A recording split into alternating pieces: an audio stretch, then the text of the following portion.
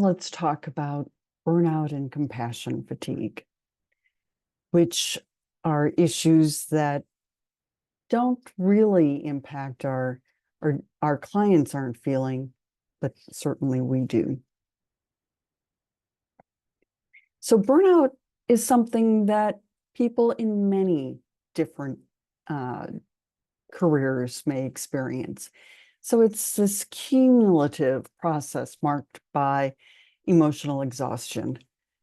Um, and, it is like way too much work. And I'm tired of all the hassles at work and all the rules and etc. This isn't trauma related. Compassion fatigue is trauma related. So it's the strain and residue of exposure to work uh, where we're with people suffering from trauma. So, for example, hearing people talk about just the ways that they have been hurt and damaged by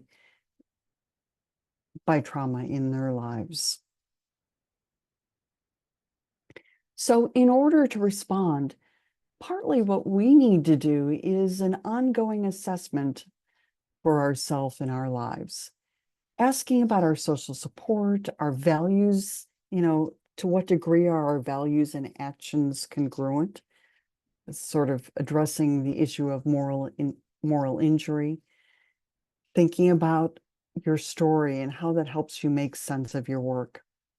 If you're feeling like just a cog in the system, then you're probably going to experience more problems. But if you're seeing yourself as doing something meaningful and important, that's going to make a different, have a different kind of impact. Do you have the skills to be successful? Obviously, if you're doing trauma work and do not have the background to do the work, you're going to run into problems. How are you taking care of yourself and to what degree? And what is your work-life balance? Seeing 40, 50 clients a week is probably not a good way of doing this work well.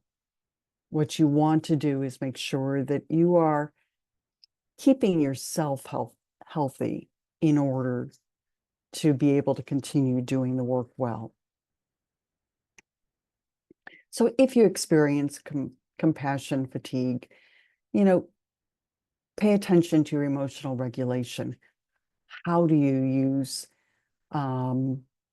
strategies to recognize your stress and moderate your system's response to that stress, whether that's listening to music or exercise or talking to friends and loved ones. Develop a positive sense of meaning.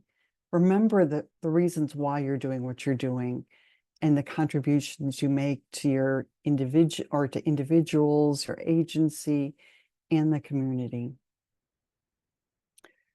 Find other caregivers who will listen to and support you, who notice that and acknowledge that this is hard work.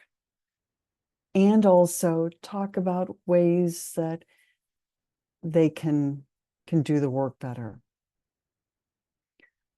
Self-care. Make sure that you're balancing your workload, that you're taking care of yourself, that you're talking to friends and loved ones, that you're working a reasonable number of hours a week. And with that, I'm going to say goodbye, and I'll see you in the next video. Take care.